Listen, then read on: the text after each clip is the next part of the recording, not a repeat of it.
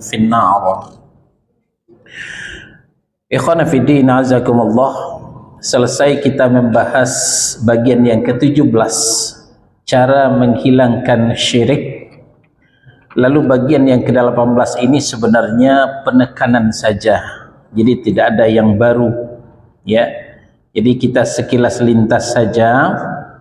Orang yang mengesahkan Allah, ya, sebelum kita masuk kepada macam syirik kecil. Barang siapa yang menafikan ketiga macam syirik yang kita bahas kemarin, syirik dalam berdoa, syirik dalam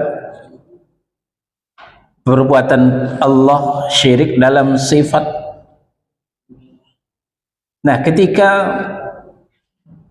kita menafikan ketiga macam syirik itu dari Allah Subhanahu wa ta'ala, kemudian ia mengesahkan Allah dalam zatnya, dalam beribadah serta berdoa kepadanya, juga dalam sifat-sifatnya, maka dia disebut orang muwahhid.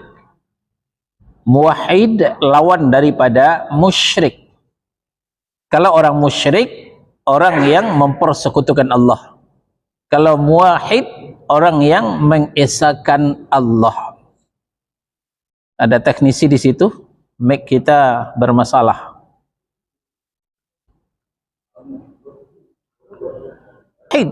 Yang mengesahkan Allah, yang bakal memiliki berbagai keutamaan khusus yang dijanjikan bagi orang muwahhidin tersebut.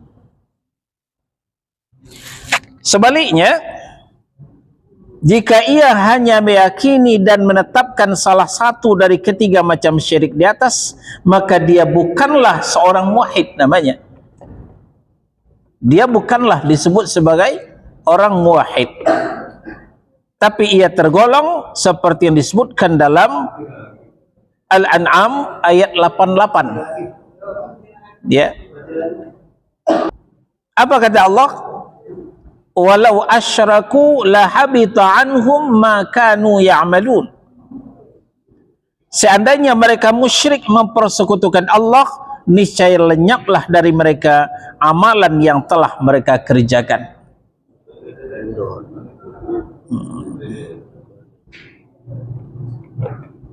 Ya. Nah, jadi kita ulang. Walau asyraku la habita anhum ma kanu ya'malu. Seandainya mereka musyrik mempersekutukan Allah, niscaya lenyaplah dari mereka amalan-amalan yang telah mereka kerjakan. Ini resiko yang akan diterima oleh orang yang musyrik mempersekutukan Allah. Nah, demikian juga Az-Zumar surah 39 ayat 65, la in asyrakta la yahbatanna amaluka wa la takunanna minal khasirin. Jika kalian mempersekutukan Tuhan, mempersekutukan Allah, niscaya akan terhapuslah amalmu dan tentulah kamu termasuk orang yang merugi. Hanya saja jika ia bertaubat dan menafikan sekutu dari Allah, maka ia termasuk golongan muwahhid. Ya, dia bertaubat daripada kesyirikannya, dia meninggalkan kesyirikannya, kembali dia mengesahkan Allah, maka dia akan termasuk orang muwahhid.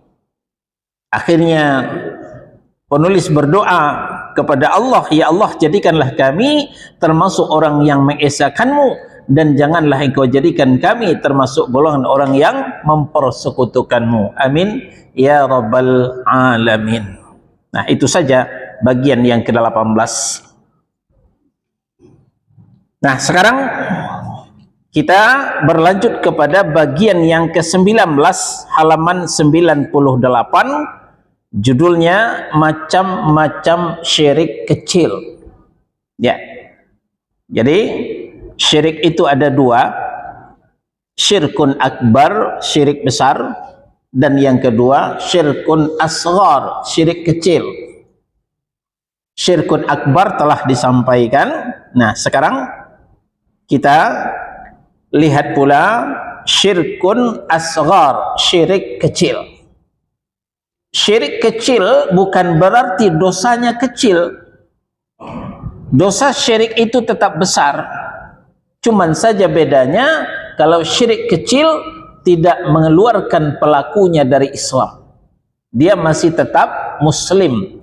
Kalau dia wafat, jenazahnya tetap diselenggarakan sebagaimana mestinya.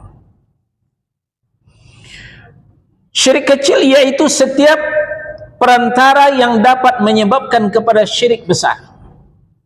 Syirik kecil merupakan wasilah. Syirik kecil merupakan jembatan untuk sampainya kepada syirik besar. Namun belum sampai kepada tingkat ibadah. Tidak mencapai tingkat ibadah, maka tidak menjadikan pelakunya keluar dari Islam, akan tetapi ia termasuk dosa besar juga. Apa saja syirik kecil itu? Antara lain riya dan sum'ah. Ya, riya dan sum'ah, yaitu melakukan sesuatu perbuatan ibadah bukan karena Allah, tapi karena manusia. Riya pingin dilihat oleh manusia, sum'ah pingin didengar oleh manusia. Jadi antara riya dan sum'ah saudara sepupu. Ya, riya pingin dilihat oleh orang, sum'ah pingin didengar oleh orang. Telah sahih dari Jundab radhiyallahu an, diriwayatkan oleh Imam Al-Bukhari, man samma'a Allahu bih. Barang siapa yang sum'ah, pingin didengar orang, maka Allah akan memperdengarkan aibnya kepada orang di hari kiamat. Wa may yura'i, barang siapa yang riya, pingin dilihat orang, mempamerkan ibadahnya kepada orang, maka Allah juga akan mempamerkan aibnya kepada orang di hari kiamat. Ini ancaman bagi orang yang riya dan sum'ah. Nah, ikhlas dari riya dan sum'ah merupakan syarat untuk bertemu dengan Allah Subhanahu wa ta'ala. Tentu kita selalu merindukan Allah, kita mencintai Allah, kita menerima nikmat-nikmat Allah. Diceritakan di dalam Al-Quran, bertatap muka dengan Allah jauh lebih nikmat daripada surganya Allah Subhanahu wa ta'ala. Tentu kita penasaran, seperti apa sih Allah Subhanahu wa ta'ala? Bagi kita yang mau bertemu dengan Allah, persyaratannya diantaranya supaya ikhlas beribadah karena Allah, bersih daripada riya dan sum'ah. Ini dalam Al-Kahfi surah yang ke-18 ayat 110. Al-Kahfi surah yang ke-18 ayat 110, ayat terakhir. Faman kana yarju liqa'a rabbih, siapa yang mau ketemu dengan Rabbnya, yang mau berjumpa dengan Rabbnya. Ibnu Katsir menafsirkan dalam tafsirnya, bertemu dengan Allah dengan tujuan mendapatkan balasan dan pahala yang baik, yaitu surganya Allah Subhanahu wa ta'ala. Kita bukan mengharap nerakanya Allah, kita bukan mengharap murkanya Allah, tapi kita berharap ridhonya Allah dan surganya Allah Subhanahu wa ta'ala.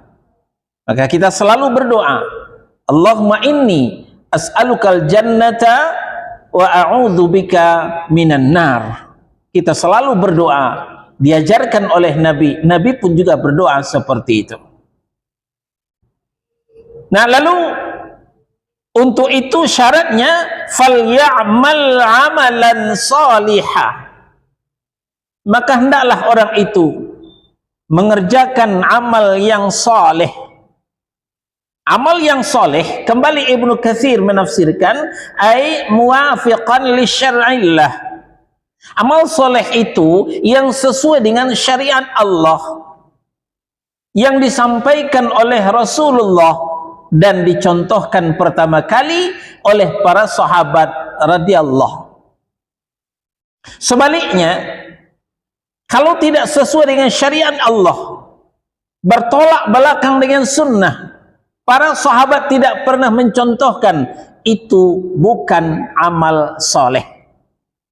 Kalau bukan amal soleh, berarti amal salah.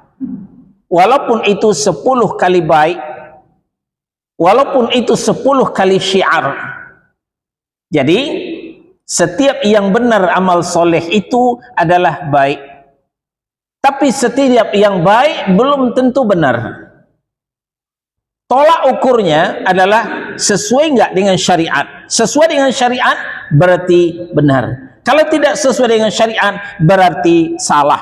Walaupun 10 kali baik, walaupun 10 kali syiar. Ini syarat yang pertama. Syarat yang kedua, ini yang berhubungan dengan pelajaran kita. Wala yusyrik bi ibadati rabbih ahada. Dan janganlah ia mempersekutukan seorang pun dalam beribadah kepada Rabb-Nya. Kita beribadah semata karena Allah. Wa ma umiru illa liya'budullaha mukhlishina lahuddin hunafa. Al-Bayyinah ayat 5. Padahal mereka tidaklah disuruh melainkan supaya beribadah kepada Allah dalam rangka menjalankan agama yang lurus. Mereka tidaklah diperintah illa liya'budullaha mukhlishina lahuddin hunafa, melainkan supaya mereka beribadah ikhlas, memurnikan ketaatannya kepada Allah dalam menjalankan agama yang lurus. Apa yang dikatakan murni? Ya bersih, steril, hanya karena Allah Subhanahu wa taala. Tidak ada campur ria, tidak ada campur sum'ah. Kalau bercampur dengan ria, bercampur dengan sum'ah, itu bukanlah ikhlas namanya. Itu bukanlah bersih namanya. Itu bukanlah steril namanya. Masih bercampur. Kita sholat karena Allah Subhanahu wa taala, tapi juga terbesit dalam benak kita, ada yang memperhatikan kita. Ya, ada yang memperhatikan kita. Mungkin dia calon mertua, mungkin dia calon besan, mungkin dia calon mantu, bermacam ragam. Selagi masih mengharapkan perhatian orang, itu namanya riya. Atau berhubungan dengan suara, kita berzikir, kita membaca Al-Quran, tapi ingin didengarkan oleh orang. Mungkin orang itu yang kita segani, orang itu yang kita agungkan, orang itu yang kita hormati, orang itu yang kita harapkan, maka itulah yang dinamakan sum'ah, ingin didengar oleh orang. Itulah sebabnya ketika kita berdoa, syariat menyuruh kita menyembunyikan. Ya. Syariat menyuruh kita merahasiakan. Di samping ada ibadah-ibadah yang tidak bisa kita rahasiakan. Apa contohnya? Ibadah zikir. Kita selalu berzikir. Setelah sholat fardu kita berzikir. Sebelum matahari terbit kita zikir pagi. Sebelum matahari terbenam kita zikir petang. Maka tuntunan berzikir diatur oleh Allah dalam Al-A'raf surah yang ke-7 ayat 205. Al-A'raf surah yang ke-7 ayat 205. Wadhkur rabbaka fi nafsika tadarruan wa khifatan wa dunal jahr. Berzikirlah kamu sebut nama Tuhanmu dalam dirimu. Caranya tadarru' dengan rendah hati, wa khifatan, khifah dengan rasa takut, wa dunal jahr, tanpa mengeraskan suara, tanpa mengeraskan suara. Mengeraskan suara saja tidak boleh, apalagi pakai pengeras suara. 2 kali lipat kesalahan kita selama ini. Pertama mengeraskan suara, kedua pakai pengeras suara. Tuntunan berzikir diatur jelas dalam Al-A'raf 205. Wadhkur rabbaka fi nafsika tadarruan wa khifatan wa dunal jahr. Berzikirlah kamu, sebut nama Tuhanmu dalam dirimu, tadarruan dengan rendah hati, wa khifatan dengan rasa takut, wa dunal jahr tanpa mengeraskan suara.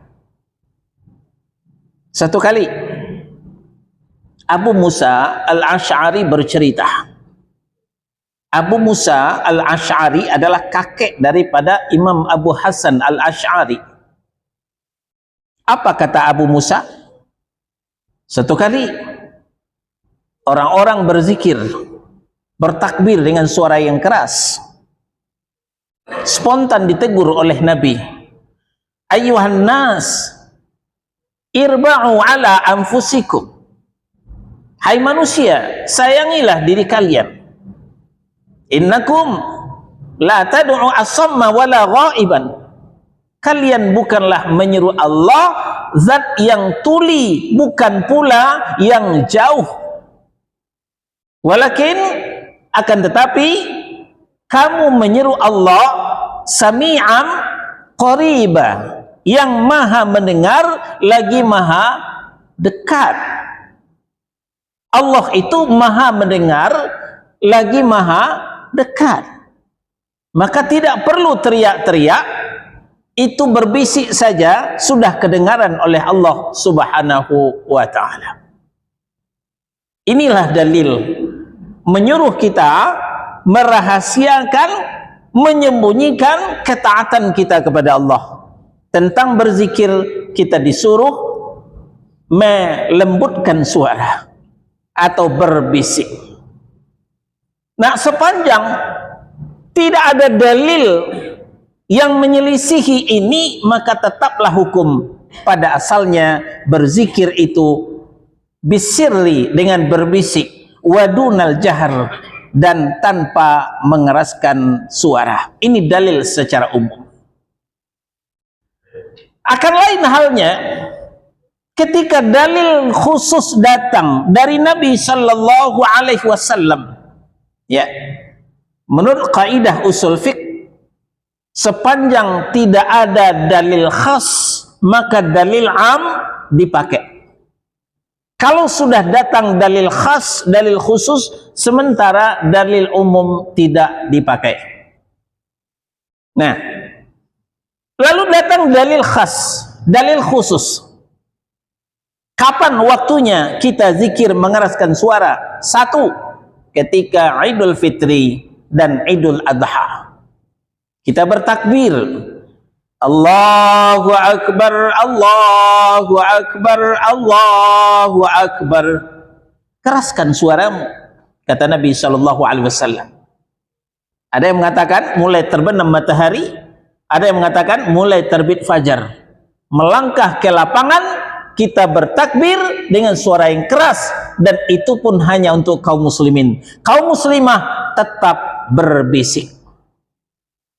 Yang kedua, ketika kita sudah sampai di miqat, kita menunaikan haji, kita menunaikan umroh, ketika pakaian ihram telah terpasang di pundak kita, ketika kita sudah sampai di miqat, apakah di Dzul Hulaifah, di Bir Ali kalau kita dari Madinah, atau di Qarnul Manazil, di Yalamlam kalau kita langsung dari Indonesia, di atas pesawat, itu sudah diingatkan oleh para mugari.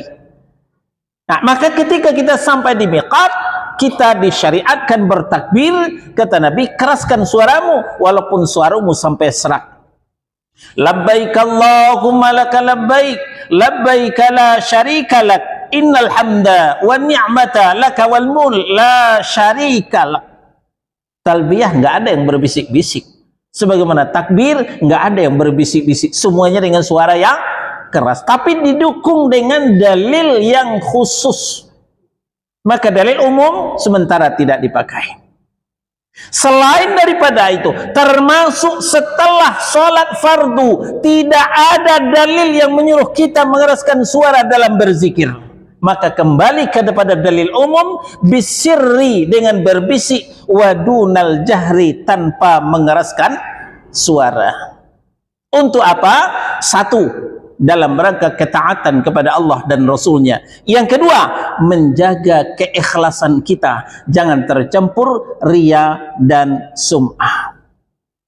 Ingat, kita yang sering lupa dengan syaitan, tapi syaitan tidak pernah lupa dengan kita. Apa kata syaitan? Waswasus syayatin. Kalau kamu diem saja, berzikir nggak ada suaranya, orang nggak tahu kamu rajin berzikir. Nah, supaya seutan panjang orang tahu kamu berzikir, ya angkat suaramu, keraskan, bila perlu nyanyikan.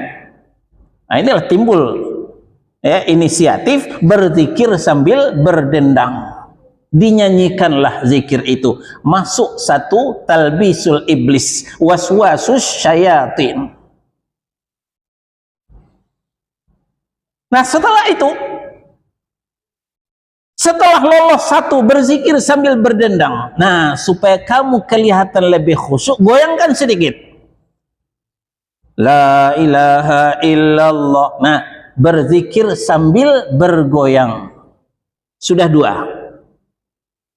Puaskah syaitan? Belum. Lalu dia masuk kepada yang ketiga, supaya lebih syiar, enak didengar telinga, dicampurlah dengan gendang. Berzikir sambil bergendang. Gedebak gedebuk, gedebak gedebuk sambil berzikir. Ini semuanya adalah waswasus syayatin dan talbisul iblis. Tidak ada satupun unsur dari syariat Nabi Muhammad sallallahu alaihi wasallam. Ini semuanya adalah sum'ah, supaya didengar orang. Nah, begitupun dengan riya. Riya, kita senang, kita ingin, kita dilihat orang, kita diperhatikan orang. Rasulullah sallallahu alaihi wasallam tidak menginginkan ini.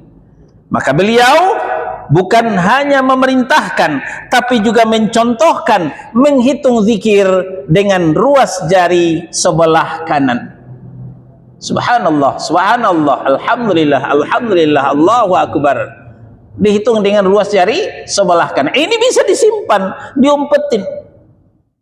Apalagi ummahat, akhwat, ibu-ibu bisa disimpan dalam makanannya. Orang nggak tahu dia sedang berzikir. Nah, tapi kembali, syaitan meradang, syaitan mendemam kalau melihat orang yang ikhlas. Bermacam cara syaitan menggagalkan keikhlasan kita.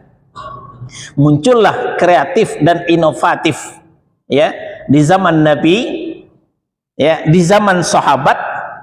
Setelah meninggal Nabi, orang mulai menghitung zikir dengan batu, dengan kerikil. Ada yang mengatakan dengan biji kurma. Lalu kembali terlihat oleh Abu Musa al-Ash'ari radhiyallahu anhu. Maka beliau tergopoh-gopoh ke rumah Abdullah ibnu Mas'ud radhiyallahu anhu. Nah, karena ulama besar ketika zaman sahabat adalah Abdullah ibnu Mas'ud. Sebelum subuh datang, sebelum azan subuh berkumandang, Abu Musa al-Ash'ari datang ke rumah ibnu Mas'ud. Orang-orang sudah duduk di halaman beliau, menunggu beliau keluar untuk bareng sama-sama ke masjid. Ditanya oleh Abu Musa, apakah Abdurrahman sudah keluar? Maksudnya Ibnu Mas'ud. Oh, belum. Nah, maka Abu Musa ikut nimbrung bersama orang-orang ketika itu. Tidak lama keluarlah Abdullah ibnu Mas'ud radhiyallahu anhu. Langsung Abu Musa melaporkan, wahai Abu Abdurrahman, Saya melihat sesuatu yang tidak saya pernah lihat selama ini. Tapi saya tidak melihatnya, melainkan kebaikan. Nah, jadi ada dua yang bertolak belakang. Satu segi saya belum pernah melihatnya di masa Nabi Shallallahu Alaihi Wasallam. Di segi yang lain, saya melihatnya bukan sesuatu yang buruk, sesuatu yang baik. Apa itu? Ada halaqah, orang berkumpul bermasjid melingkung, lalu memegang batu kerikil. Lalu ada yang menyuruh, bacalah tasbih 100 kali. Lalu orang-orang membacanya dengan menghitung dengan kerikil. Setelah itu bacalah tahlil 100 kali. Lalu orang bertahlil dengan menghitungnya dengan kerikil. Apa kata Abdul Rahman atau Abdullah ibnu Mas'ud? Apa kau katakan kepadanya? Saya nggak berani. Saya menunggu fatwa dari Anda. Ya. Jadi Abu Musa al-Asy'ari masih menghormati Abdullah ibnu Mas'ud. Sebelum ada perintah nggak mau berbuat, nggak berani lancang. Kenapa tidak kau katakan kepadanya, lebih baik kalian menghitung dosa-dosa kalian. Tunjukkan di mana mereka. Bergegaslah kedua sahabat Nabi ini menemui orang-orang di masjid tadi. Ya, terlihatlah ada halaqah melingkung menghitung zikir dengan kerikil tadi. Lalu serta-merta Abdullah ibnu Mas'ud berkata, celaka kalian. Belum lama Rasul kalian meninggal. Pakaiannya masih ada, tapi kalian telah mengganti agama Rasul kalian. Bayangkan saudara-saudara, cuman menghitung zikir dengan kerikil saja, alangkah marahnya Abdullah ibnu Mas'ud ketika itu. Karena memang tidak ada waktu itu pakai nggak enak kita, itu nggak ada. Kalau salah langsung ditegur ketika itu. Ya, kenapa? Karena menghitung zikir dengan bebatuan itu sekaligus telah tercampur ria, memperagakan kepada orang bahwa saya sedang berzikir. Nah, sekarang zaman sudah modern, tidak laku lagi dengan kerikil. Dengan apa? Dengan tasbih. Kalau hiduplah Abdullah ibnu Mas'ud pada hari ini, apakah yang akan terjadi? Dan tasbih itu saudara-saudara, yang membuat bukan hanya umat Islam, banyak datang dari Cina. Saya pernah dikirimin video, ternyata biji tasbih itu dibikin dari tulang babi, dibuat oleh orang kafir. Nah, ketika kita membeli tasbih, bisa nggak kita membedakan ini tulang babi atau bukan? Atau kita tanya kepada pembeli juga tidak tahu. Kalau umpamanya kita menghitung zikir dengan tasbih yang terbuat dari tulang babi, kira-kira tasbih kita diterima nggak oleh Allah? Zikir kita diterima nggak oleh Allah? Sedangkan kita bernajis saja, ya, kita berzikir itu wudhu dulu supaya suci. Kita sedang bernajis, zikir kita, ibadah kita tidak diterima oleh Allah. Sekarang kita berzikir, menghitung zikir dengan tulang babi. Mungkinkah Allah akan menerima zikir kita? Nah, oleh sebab itu saudara-saudara, yang lebih selamat, ya, kita kadung sudah sepakat dengan ayat laqad kana lakum fi rasulillahi uswatun hasanah. Sungguh telah ada pada diri Rasul itu untukmu contoh tauladan yang baik. Kalau memang sepakat dengan ayat ini, tinggalkanlah tasbih-tasbih itu, kembali kepada ruas jari sebelah kanan, sekaligus untuk menghindari riya. Karena riya dan sum'ah bagian daripada syirik kecil. Kemudian sebuah hadis yang sahih diriwayatkan oleh Imam Ahmad. Kita masih halaman 98 bagian bawah. Kata Nabi sallallahu alaihi wasallam, "Inna akhwafa ma akhafu alaikum syirkul asghar." Sesungguhnya yang paling aku khawatirkan atas kalian adalah syirik kecil yang suka membuat jempol kaki kita pecah. Bukan batu besar, Pak, tapi batu kecil. Ketika kita olahraga, jogging di pagi hari, tidak pakai sendal, tidak pakai sepatu, keantuk batu. Aduh, sakitnya. darah mengucur. Batu kecil, Pak, bukan batu besar. Nah, maka yang ditakuti Nabi Shallallahu Alaihi Wasallam terhadap kita umatnya bukan syirik besar. Kalau syirik besar orang sudah pada tahu, orang kan berhati-hati. Yang tidak kalah bahaya itu adalah syirik kecil. Lalu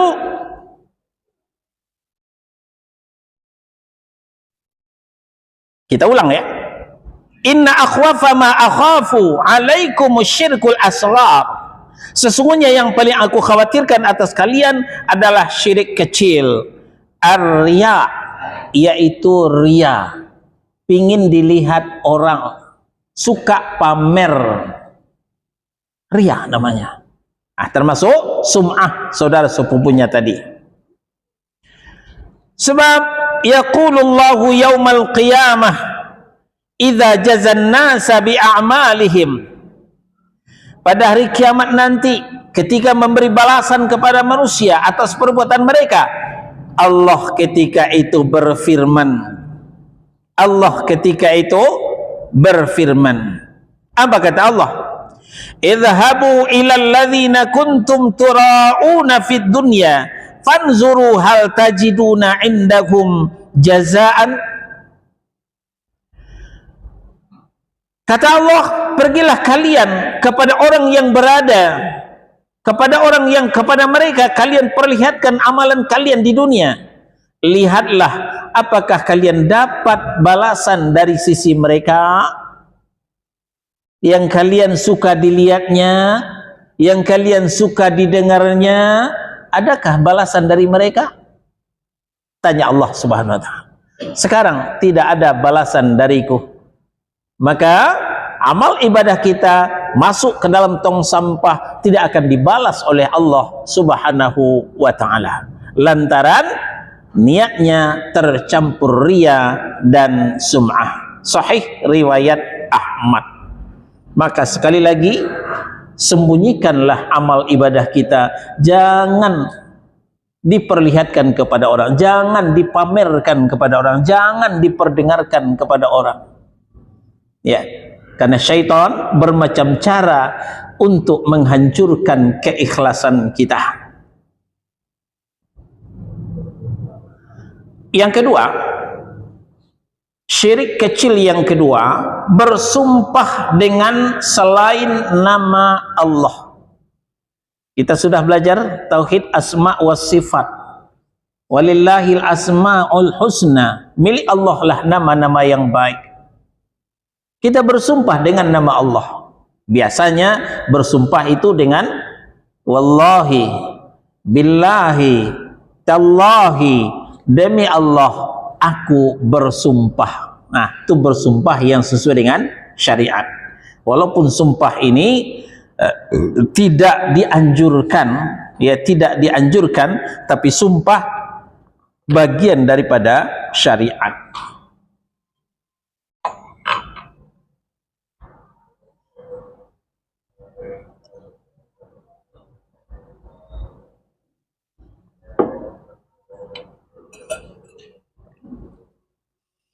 Sebuah hadis yang sahih diriwayatkan oleh Imam Ahmad, berkata Nabi sallallahu alaihi wasallam, man halafa bi ghairillahi faqad asyrak.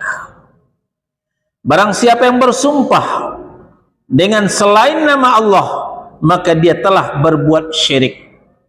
Di riwayat yang lain, man halafa bi ghairillah faqad kafar. Barang siapa yang bersumpah dengan selain nama Allah, maka dia sudah kafir. Nah, namun para ulama mengatakan syirik yang dimaksud adalah syirik kecil. Kafir yang dimaksud adalah kufrun asghar, kafir kecil. Bisa jadi bersumpah dengan nama selain Allah termasuk syirik besar, yaitu jika orang yang bersumpah meyakini bahwa sang wali memiliki kemampuan untuk menimpakan bahaya atas dirinya jika ia bersumpah dusta dengan namanya. Nah, pertama dulu yang sering kita mendengar ketika orang sudah terdesak, Ketika orang itu dituduh, mungkin dituduh mencuri, mungkin dituduh berbuat suatu hal yang dia tidak berbuat, maka dia mengatakan, demi Allah, demi Rasulullah, saya tidak pernah berbuat. Pernah mendengar? Demi Allah sudah benar, tapi demi Rasulullah ini salah. Bersumpah tidak boleh memakai nama selain pada nama Allah, termasuk nama Rasulullah tidak boleh dijadikan sumpah. Apalagi dengan nama-nama yang lain. Demi yang berkubur di sini, saya tidak pernah berbuat. Siapa yang berkubur di sini? Ya, syekh, wali, ya, ulama, siapapun. Itu contoh bersumpah dengan selain nama Allah. Dulu di zaman Nabi orang bersumpah demi Ka'bah. Demi Ka'bah, maka diluruskan oleh Nabi, jangan demi Ka'bah, tapi demi Allah yang punya Ka'bah. Demi Allah yang punya Ka'bah. Dengan Ka'bah itu tidak boleh bersumpah. Itu bisa membuat kita jatuh kepada syirik kecil, kepada kufur kecil. Nah, kemudian bisa jadi bersumpah dengan nama selain Allah termasuk syirik besar. Kapan itu? Yaitu jika orang bersumpah meyakini bahwa orang atau wali memiliki kemampuan untuk menimpakan bahaya atas dirinya jika dia bersumpah dusta dengan namanya. Ya, bersumpah dengan wali, bersumpah dengan syekh. Kalau berkeyakinan bahwa wali itu, bahwa syekh itu bisa menimpakan kemudaratan, entar lu kualat loh, ya. Nah, kalau sudah meyakini kualat itu bisa menimpakan mudarat selain pada Allah, nah sudah kembali, kita sudah syirik dalam rububiyah.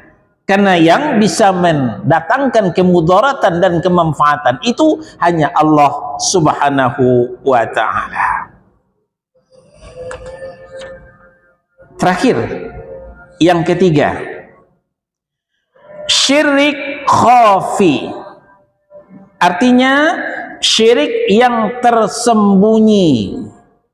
Ini juga tergolong kepada syirkun asghar, syirik kecil.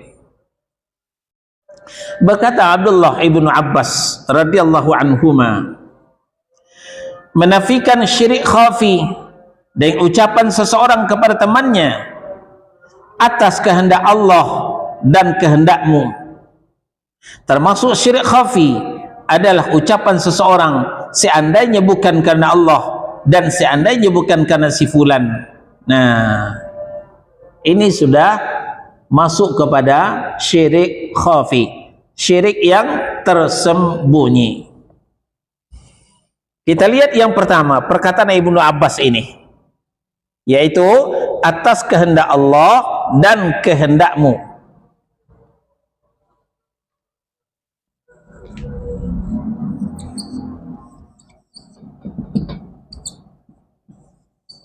Masya Allah wa syi'ta.